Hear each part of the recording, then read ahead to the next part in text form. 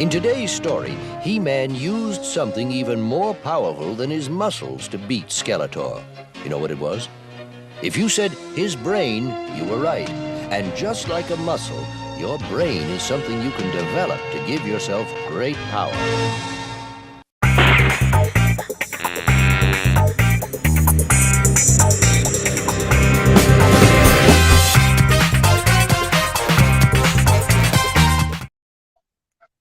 Hello, everyone, and welcome back. We're here again.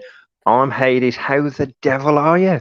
And I am joined by the one, the only, unless there are other people with the same name, Mr. George Medina.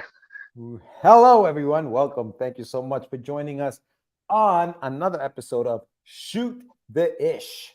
Today, we're going to have another very, very fun topic. For those who don't know, this is the show where Hades and I sit around and we talk about geek stuff. We're going to be talking about a topic very near and dear to us because we are old farts. 80s cartoons, right, Hades? It is. It was put out for the vote over on Instagram, and this was our closest vote. It was 52% for the 80s, 48% for the 90s cartoons. So it was so close. But the 80s just won it. I'm not going to lie. I'm an 80s fan. I'm kind of glad. But I also love the 90s. So, but yes, 80s cartoons, my friend.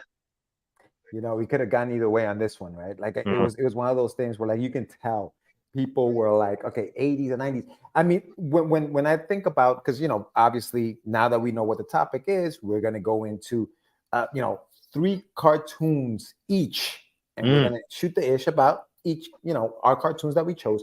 But it's funny because the cartoons that I chose, when I look at the dates when they were released very close to the 90s. It was very late in the 80s, and so it's interesting because it could have gone either way. Some of the cartoons that I chose, actually, well, 2 out of the 3 kind of went into the 90s, so yeah, they could have gone either way, and we'll talk a little bit more about that.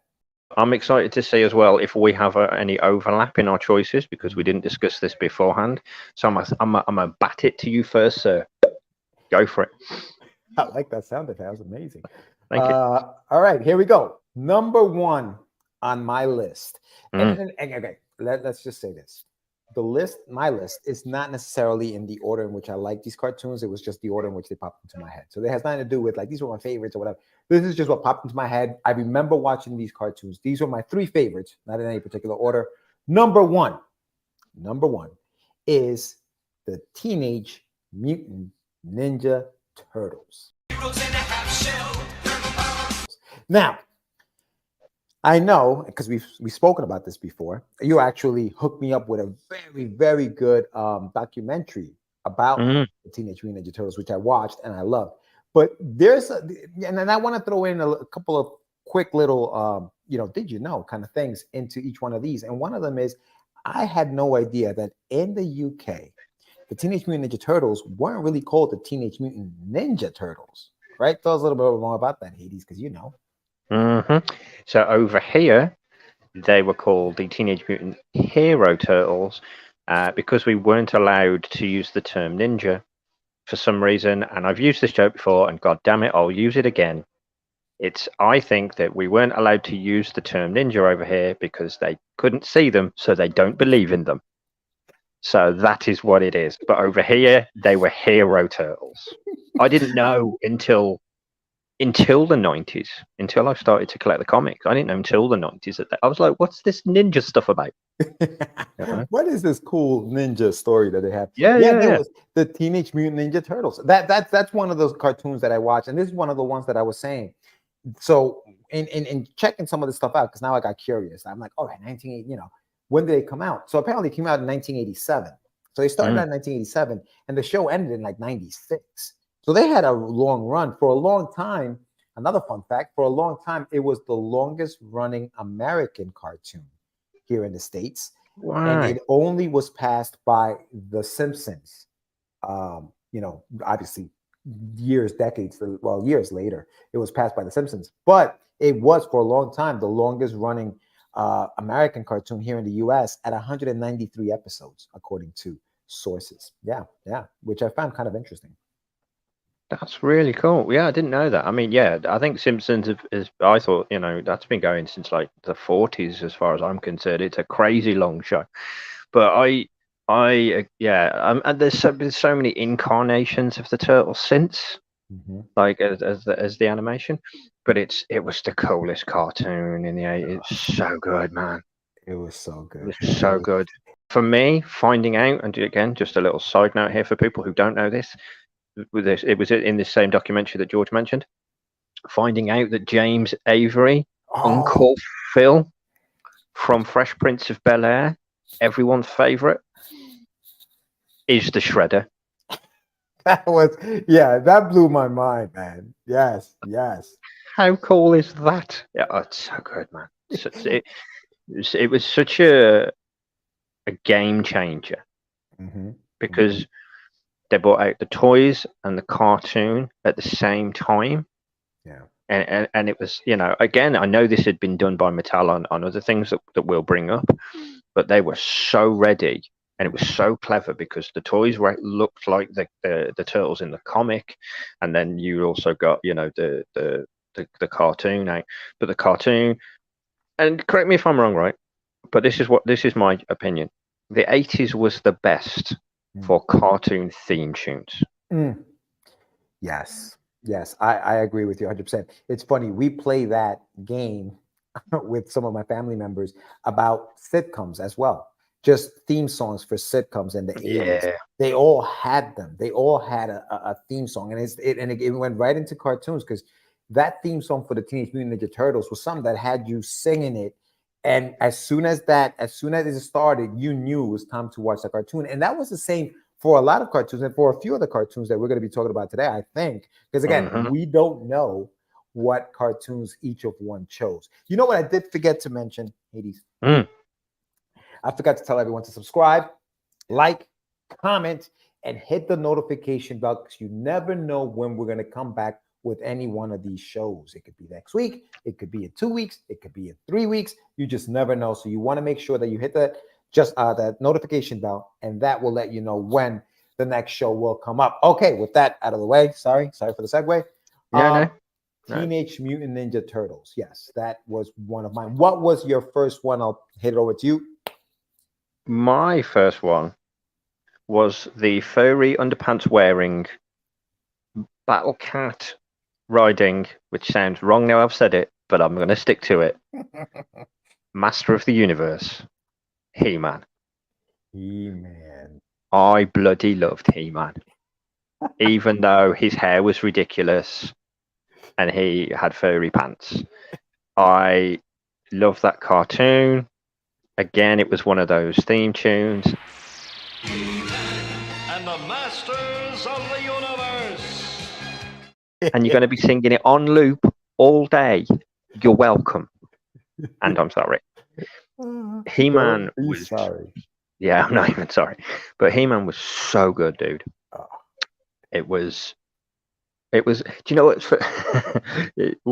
The thing I loved about He-Man was the weird little, and they did it with a lot of 80s cartoons, but the weird little moral at the end of an episode that sometimes they really had to force in there because it made no sense during their weird episode. You've got Skeletor fighting He-Man because he wants Castle Grayskull, and Adam, Prince of Eternia, turns into this wonderful guy that's just the same guy but with different clothes, and big epic battles, and you go, oh brilliant, what's the moral at the end of the story? Hey kids, drink milk. Wait, what? Sure. Yeah, I'll drink milk. Sure. Yeah, I see what you did. I don't see what you did there. No. It didn't matter because I did drink milk, so it's fine. But the show was so surreal. And I think that was part of why I loved it, because it was crazy. Yeah. When you think about that show, and I have a couple of fun facts for that show. That show started in 1983. Now, In 1983, I had no idea how to speak English because I wasn't in the States. I was not here. I came to the States in 84.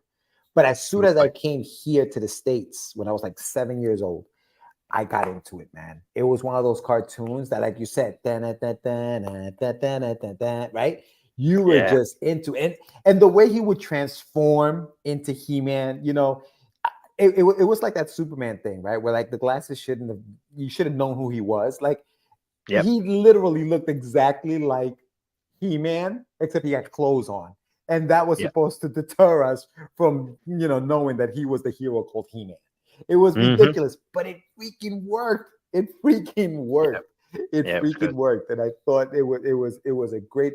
My cousin had all the toys. He had Castle Grayskull. Like he had Castle Grayskull, dude. And I was like, what? I used to love going to his house just because he had Castle Grayskull, and I wanted to play with Castle Grayskull. And it was like, it's one of those things. I'm gonna sound like such an old man right now, like get off my lawn kind of guy. But I just don't think kids have that today. They don't have the cartoon with the action figure that they can play along and create their own stories to, you know, like we did. Like I had He-Man, and I had He-Man, I had, you know, Man of Arms, I had Orko, you know, and I had Battle Cat. And so I could create my own little, you know, because you always have to have a good guy and a bad guy. You have to buy both. You have to buy both toys so they could fight each other, because that's what you did as a kid. You just went in these little in this little like fantasy world. But yeah, no, it was. I agree with you. That's one of the best 80s. It was, man. For the toys as well, you mentioned in the toys. So I used to have Snake Mountain as well. Wow. And I used to I'm not going to say I was a terrible brother, but Snake Mountain had got that little microphone thing in it, and it would make a voice like that. And sometimes, on occasion, most days, I would wake my brother up by putting the Snake Mountain face just next to his head, next to his pillow, move the mouth and go. You ruined He-Man for your brother. Yeah, wow. Probably. But not for myself. No, not for myself. That just made it better. That just made it so much better. Moral of the story: drink milk. See, I can segue that in. But yes, so that was my first choice. So I will now bat it back to you, sir. Ooh, my tennis noise. That's a much better tennis noise than mine. Mine sounded completely terrible. But one more thing for those watching, if you have any fun facts about these cartoons, or if you want to tell us which cartoon you enjoyed the most in the 80s, put them in that comment section below. Let's start a conversation here. So next on my list, Thundercats. Oh! That was the Thundercats. And that was another one of those shows that as soon as you saw that come on, you knew you were about to have a good time. Have you gone back to watch the show from the 80s? Yeah. You have. I've gone back to watch many shows, but yes, I found the extended pilot episode where they were going from Thundera to whatever the middle Third Earth. Middle Earth is Lord of the Rings, idiot. But yeah, they were going to Third Earth, and I've watched that back, and it's still great. You know what I mean? It's still great. I still think it's brilliant. It holds up. It does hold up. My question is this. See if you can answer this for me. So when Lionel goes into the pod, he's a kid. He's like the age of like Wile E. Kid and Wile E. Cat. Yeah. And so is Wile E. Kid and Wile E. Cat. They're the same age. When they land on Third Earth, he's obviously a grown-ass man. Now he looks like Tiger and Panthro. Yeah. Wile E. Kid and Wile E. Cat have not grown. Can we explain that? Did they explain that in the show? Like, I think his capsule was damaged. So he'd grown, but not mentally. Like, essentially. So, I mean, let's be fair. It explains the majority of men. Like, we grow up. No, we don't. We grow old, but we don't grow up. So essentially, Lion-O is us. And thank you, Lion-O. Thank you. Good point. Good point. But I think it was his pod was damaged, so his body grew, but he still remained young at heart, which is I think is a song here in the UK.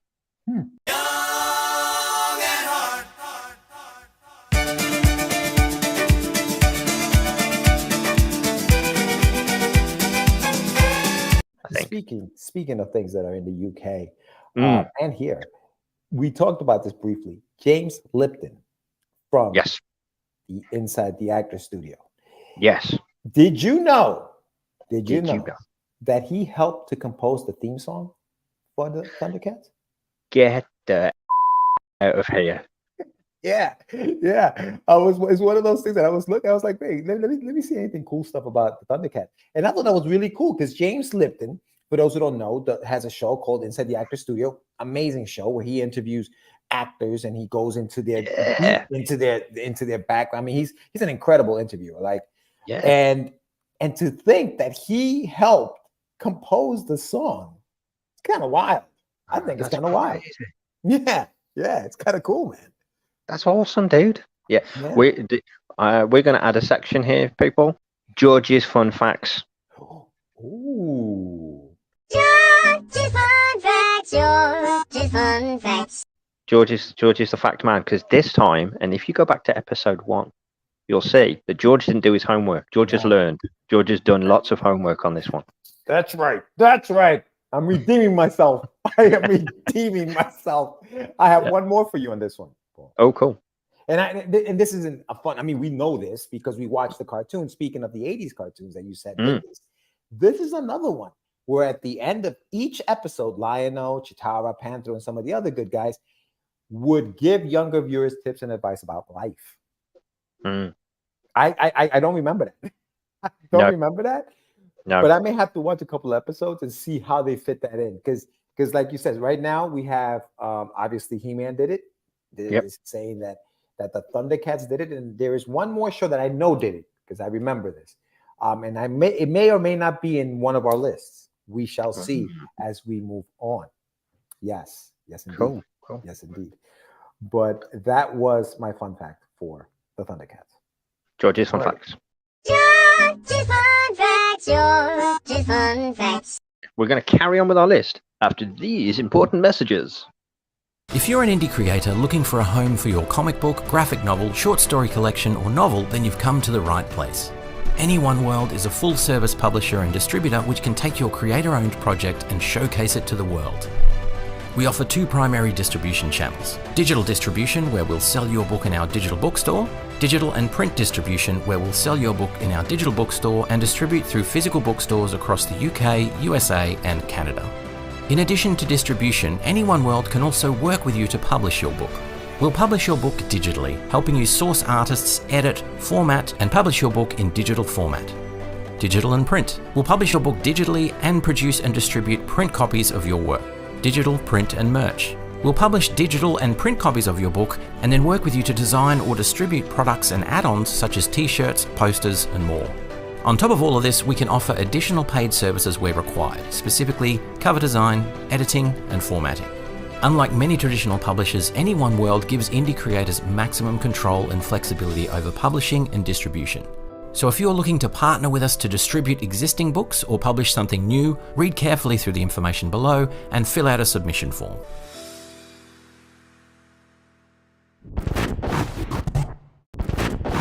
We are back. We are back with our list. If you missed it, go back, watch it again. We talked about awesome 80s cartoons, and we are going to continue now. Whose turn is it? I think it's your turn. So let me see if I can do it. I can't do it. Go. Just Thank go. you. Just Thank you. Just That was George's tennis noise, by the way. that was terrible. So my next cartoon is based off my favorite toys from the 80s. Because they were just the most amazing toys. G.I. Joe. Yes, I love G.I. Joe so much. Mm-hmm. I collected so many of those toys And I know, some people go, oh, no, it's about, war and violence. Maybe, but also it was about team, it was about morals, it was about right and wrong. It was such a great cartoon. It was so good. But again, it was one of those cartoons that you'd have some real and brilliant characters. And again, yes, it was a money-making machine for the toys. Of course it was. But the toys were so good. They were so good. They were so. Now you're in the UK, obviously, Hades. The toys there, where I believe were what 12 inches versus they were bigger. I know they were like, weren't they bigger there in the UK? From what I They understand, did have the 12-inch ones, and then round about 81, they started to bring in, is it the 6.75, the figures that we all know and love now, which were the smaller figures, which were the ones that I had. So I had got a couple of G.I. Joes and some Action Man ones that were the bigger ones. But what they also brought in was, the American and the smaller sized ones, which were same size as Star Wars figures. That size. Inches. Yeah, they were 4 inches. They were 4 inches tall. See, you can tell I'm a guy. I've got the inches wrong, and I've gone too long. But the thing I loved about the cartoon was it was action packed. You've got characters like Snake Eyes and Destro. You've got the only thing I didn't like was Cobra Commander's voice, because it sounded like he was like, we must fight them. Let me just take this small amount of helium. We will get you now, you swans. Who was your favorite Cobra Commander? Like which Cobra Commander? Because they went through different. At least the toys did. I don't know if the cartoon went through too many changes. I guess as the show went on, it did. But who was your favorite Cobra Commander? Which one? So for the toys, there was I remember there was the almost robotic looking Cobra Commander. There wasn't the face; it was the one that came after the face plated one. Yeah. He was my favorite. He kind of got like almost like a gas mask in it, kind of an armor kind of thing that he'd got. He was great, but the man for is Snake Eyes, 100%. Like he was just the best. Yeah. Loved Snake Eyes. Loved everything about him. Loved. Was it Duke was the main guy? Yep, Duke. They had Duke Flint. Roadblock. Main guys, Roadblock. Yeah. I remember I had who was the guy with the parrot? Jeez, now I can't remember his name. Shipwreck. Shipwreck. So I had Shipwreck in my collection. I remember taking him to school one day, because there was a kid in my school that had all of them, dude. Like, and everybody would bring theirs, bring 2 or 3 of yours. We're gonna play, and I remember losing Shipwreck. Dude, I got home. Gasp. I was devastated by the loss of Shipwreck. I all that was left was the boat that he came in, that orange boat that he came, and his parrot. That was it. Shipwreck was gone, and I was done. I was done. It was over for me. I was like, I lost Shipwreck. It was terrible. It was overboard. It was a terrible moment in my life. I remember that. I remember that like it was yesterday. I still cry about it at night. Anyway, so yes, that cartoon was amazing. You want a fun fact on this one? Of course we do. George's fun facts. George's fun facts. Okay, here we go. So there were plans to have Rocky Balboa join the G.I. Joe team back in 1987. Marvel Comics had a G.I. Joe Order of Battle issue number 2, contained like a dossier for Balboa and Hasbro to design a prototype figure with Sylvester Stallone's likeness. They also had a new character called Big Boa, who was added to the Cobra roster, complete with like boxing gloves. Remember him? Yeah, boxing gloves. I had it. Yes, to act as Rocky's Cobra counterpart and foil. He was supposed to be Rocky's, foil. A deal could not be reached to use his likeness, Mr. Stallone's likeness, and Marvel wound up retracting the Balboa idea. Instead, they decided on Sergeant Slaughter to be G.I. Joe's trainer and celebrity spokesman. So that's how Sergeant Slaughter came into play. It was because they couldn't get Rocky Balboa to be as one of the GI Joes, which I had no idea until we did this show. So we are learning, people. We are learning as we're watching. Exactly. And also, FYI, Sergeant Slaughter follows me on Twitter. That's right. I'm a big deal. I know. Full circle. Yeah. Full circle moment. Right, this is it. But no, I remember. I had Big Boa. Big Boa was cool. Did you? And again, anyone watching, did you do this? You know, when the toys would come out, and it was supposed to be a bad guy, but it looked too cool to be a bad guy. So you go, yeah, you'd slowly kind of move him over to the good guy pile and go, I did that. You're a good guy now. Well, you know what? That's the beauty of being a kid and having all these toys, is that you can do whatever you want. It's your world. Yeah. It's your world. We didn't care what the cartoon said at that point. It was about what we were doing in our little world. And that was the beauty of these action figures, which we need to bring action figures back. Can we start a movement? Bring action figures back. Can we?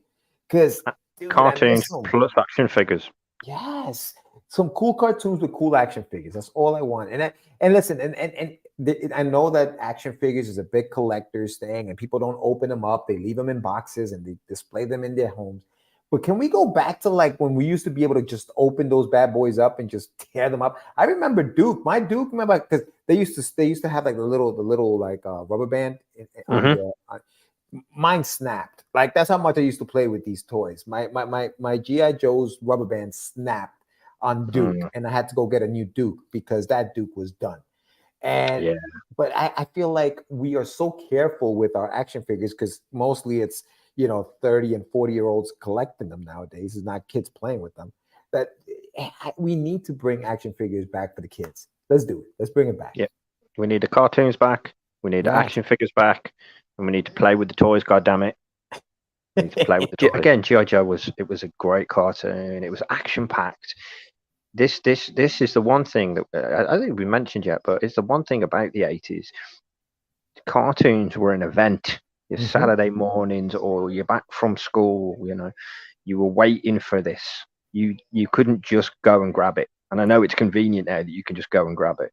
But the point is, Saturday mornings was a goddamn event to watch your cartoons. It was so good. So good. So, yes, G.I. Joe was one of mine. And I think as well, that G.I. Joe did also do the morals thing at the end of episode. Yes. I think they did. Yeah. I know, big time. That's the one I remember doing it the most. Right.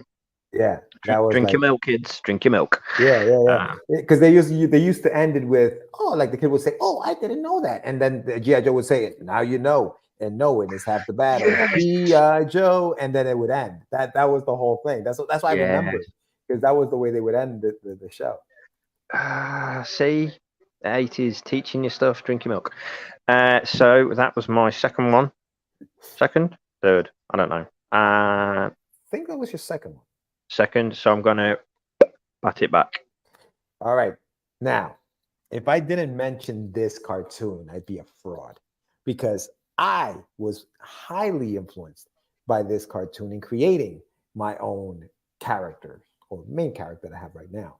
And that, for those who don't know, maybe do know, would be it's one of those songs that you also know if you start the song, and you did this during the Anyone World Con, the Anyone Con.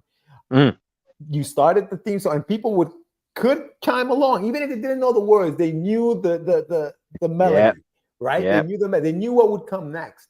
And so, DuckTales was one of those cartoons that I watched and I loved. I loved the Disney afternoon. I loved the whole concept. At first I was like, all right, wait, okay. So DuckTales is a show with Scrooge McDuck and Donald's three nephews. And at first I was like, well, I guess they have to have Donald in this thing, right? Because without Donald, it doesn't work. But they didn't. And I think he was in like the first episode or like the movie that they first came out with. And then they took him away and it was just Scrooge and the kids. And it worked for years. It worked for at least 3 seasons. So That was one of the shows that I did. Like now, that didn't have I didn't have the action figures and all that other fun stuff, but I still it was appointment television for me. It was like as soon as school ended, I would come home and I would sit down and I would watch DuckTales, chill out, do my homework, and then watch whatever else was on at the time. But yeah, DuckTales I think is on my list as well as one of those cartoons Yeah. that I watched. Yeah, that's a great one, man. And as you were talking, I was like, how did I not know he was not going to say that he was going to say this one? How could I have not foreseen it? We talk about this all the time. So for those that don't know, me and George are good friends. So, but whenever I see anything that's DuckTales related, on whether it's on Instagram, on the Tickety Tockety, on YouTube, I will set automatically without whether it's DuckTales, Darkwing Duck, anything along those lines. I'm like, George, and I will send it straight to him. So yes, of course it had to be one of your choices, because obviously it led on to what you created, which was Wonder Duck. Which shameless plug. Yes, But yeah, indeed. it was so great. It was a great cartoon. It was, again, like you say, and we did it on Nerds the Word. It's one of those theme tunes that just sticks with you, and Life is like a hurricane here in Duckburg. and who does not like a grumpy old swine?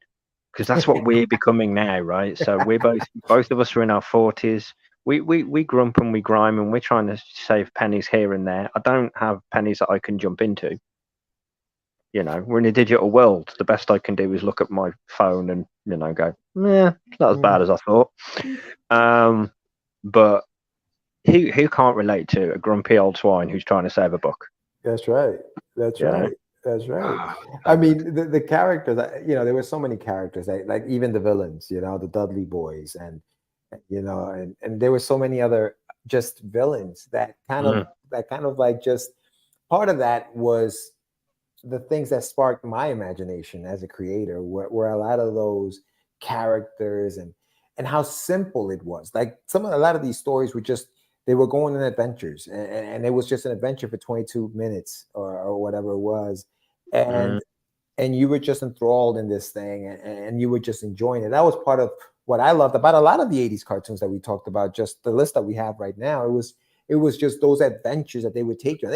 There was no message. I mean, the message was at the end, like drink milk at the end of the show, but it wasn't, in the story. It wasn't like you were sitting there and you were being told something. You were just enjoying the heck out of whatever it is you were watching. Every week, Cobra was coming after G.I. Joe. There were going to be blue and red lasers fired at each other. Nobody would die. The good guys would win. Onto the little message at the end, and we're off. And let's see what happens tomorrow. Same thing with DuckTales. They would, Scrooge would come up with an idea. He wants more gold. He wants more money, right? So he goes out. Let's go find it. There's some land out there that I can go get. And he'd have like a villain, Flint Gold, who was the bad guy in the movie. He would be the one that would try to stop him. It was just simple things like this that just kept you watching these cartoons, dude. Like every freaking day, every week, whenever it was, you just kept watching these cartoons. Same thing with the Thundercats, the Turtles, all that. It was just, that was what the 80s was, and that was the greatness of it. Yeah, it was fun. Here's some fun. Also learn this. Thank you. Done. No, that was a good one, man. That was a good one. And I should have seen it coming.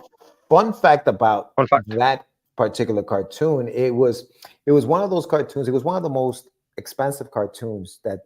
That's when cartoons started getting expensive with DuckTales, because they started putting more money into these cartoons at the time. And this was Disney anyway. I don't know about the others, but Disney started putting out more money.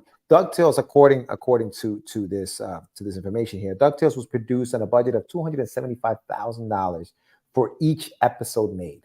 $275 in 1987. Could you imagine $275,000 for episode? The combined total cost for DuckTales for all 100 episodes is $27 million. $27,500,000 is what they spent Whoa. on this cartoon to make it. Isn't that crazy? Back in that Scrooge, time? Scrooge McDuck would be massively off with that. Yes. I mean, what are you doing, man? What are you doing? 101 episodes, 100 episodes. Jesus, that is bloody expensive. Yeah, Christ. Yeah. You don't think about that in the 80s. I know it sounds really No. daft.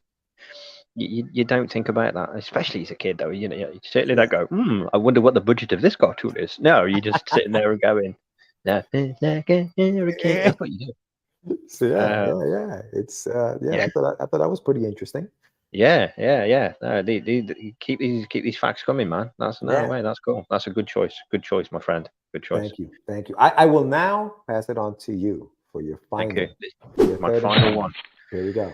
So this one was close because I was like there was one that was like oh I want this one, and then there's this other. I was like, oh, so I had to mentally flip a coin, and it landed on Mask. Ooh. I loved Mask. Yes. It was really good. The show itself, the cartoon itself, was really, really exciting, and it got that wicked like technology kind of like sci-fi aspect to it, and because obviously you got a car that turns into a plane, and well, I say car that turns into a plane, you've got one car that just opens its doors and suddenly it can fly. No offense, but some of the changes were better than others, but it was really exciting, and it was a great show, and again it had a brilliant theme, and the suits looked cool, and it was but again it was very much along the ilk of like G.I. Joe and Cobra. This time you'd got Mask and Venom, right? So the Cobra Venom. Cobra Venom, huh? Do I see a little bit of copycatting? But it was so good, and you'd got like Matt Tracker as the leader, and people but again what was great is they'd have, you look at technology now, and people in that show when they were being called up to you're on a mission, they were on their little watches, technology, and you go, have we got those now? Think we have. They were ahead of their time. 100%. Yeah. Yes. And again, like all 80s cartoons, the toys were mental, brilliant and mental. And so cleverly done.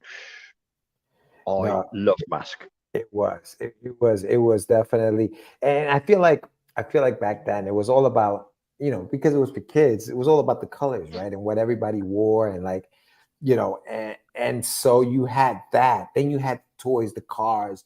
It was just such a good cartoon. Again, action figures. It was just great. It was great. It was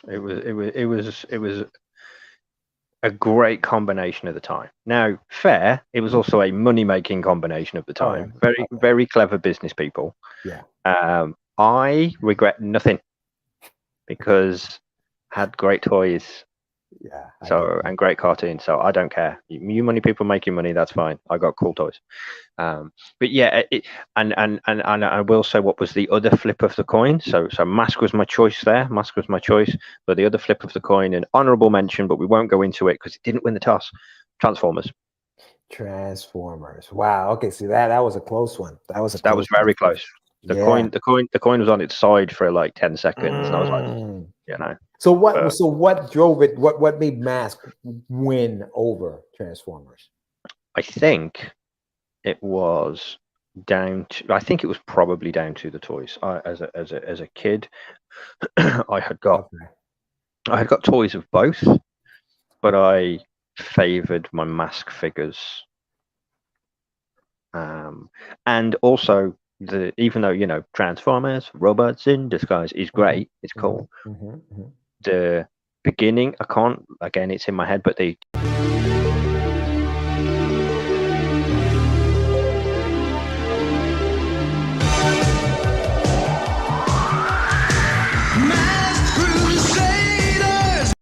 lives rent free in my head. Yes. You know, yes. I don't know if you do this or anyone watching, if you do this as well, but I will be, doing some laundry, or I will be washing the dishes or anything like that. And then it's like all of a sudden something's just a flip has been switched, and I'll be there washing up, and I'll be going da da da da da da da, and then I'm dancing, and then I'm and you go, it's a good job I live alone, because good lord, that's embarrassing. What just happened, right? It's one of those yeah. moments. Yeah. You want us to bring it all the way back to the beginning? Do it. I'm gonna bring it all the way back to the beginning with this fun fact from Mask. I'm ready. And this is that Mask shares some voice actors and a large amount of the incidental music with She-Ra, who was a spinoff of He-Man, who was your very first choice at the very beginning. See, that is a damn good fact. So well done. See, who knows? George knows. There were plenty of cartoons that were left out. Because there's so many, and we were only going to do 6 because we would have been here all night talking about cartoons if we decided to do all of the 80s cartoons that we like. Because I don't know if you guys, you probably, I mean, Voltron, right? You remember Voltron? Oh, yeah. So Voltron was one of those for you. Obviously, Transformers, and I'm sure that people are like, "How could you leave Transformers out? How can both of you leave Transformers out?" But you know what? Decisions had to be made. Yeah, Correct. They were all not going to make it. But what we'll do, people, what we're going to do for all the cartoons that we missed, we're going to do an 80s montage and hit the music.